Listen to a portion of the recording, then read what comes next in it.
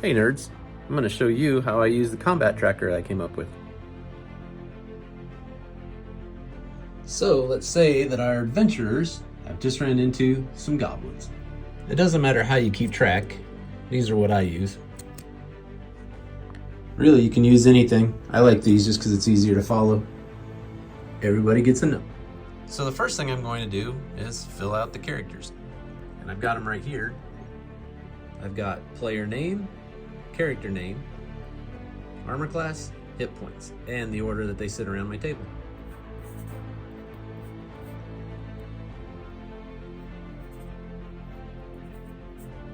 And then I just fill out the whole thing. Next, when they roll their initiative, I'll write that down for them.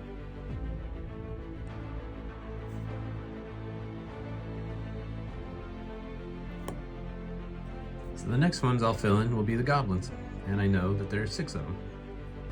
For this next part, I'll just roll all their initiatives at once without even thinking about it. I'll just grab the dice, put them in order. Okay, here's their initiative rolls.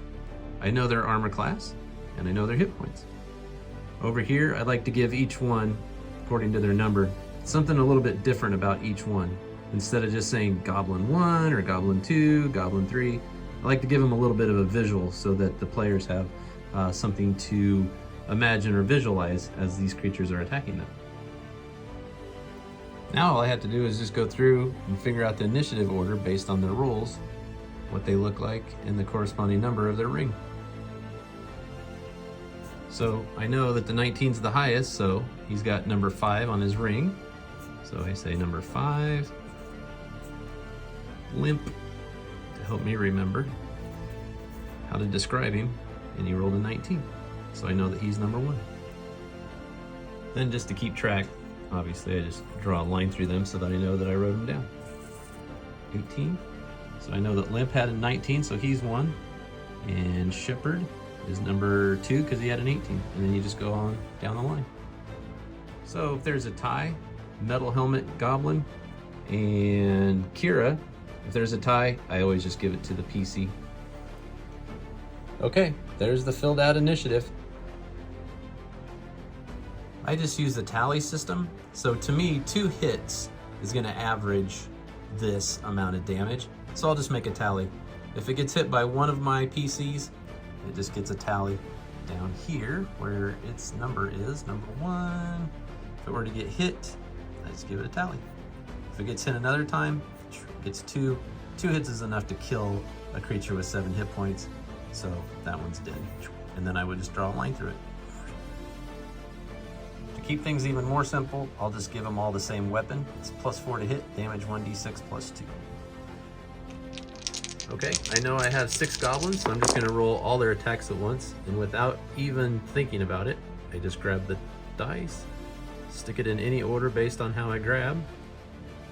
And now I know that Goblin 1 rolled a 18 +4, Goblin 2, 16 +4. So I know automatically already who rolled what. Also, to speed things up, I know everything's a 1d6 +2.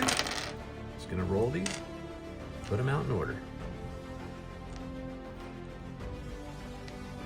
So if Goblin 1 hit, I know that it is 5 +2, 6 +2, 1 +2. Goblin 4 got a 4 +2, Goblin 5 got a 3 +2, and so on. Now, I realize that not all of these are going to hit, and that's fine. If one doesn't hit, for instance, this 2, I know for a fact it's not going to hit, so it goes out of the fight. I just correspond it with this, doesn't count. Now, it depends on who I'm attacking with each goblin. You know, this could be, depends on who it is, but a 6 +4 to hit could hit somebody. But I'll wait and see once I assign my attackers who they're hitting. But for instance, if the 6 were to miss, then that just comes out. So again, I know 18 +4 hit, and it did 5 +2 damage. It's just a quicker way to do it. So that's just the way I do it. Of course, you guys can do it any way you want. And if you have a system that's easier or quicker, for sure, let me know. I'd be curious to see what it is and maybe try it out. In the meantime, I'm the most rad nerd. Stay nerdy.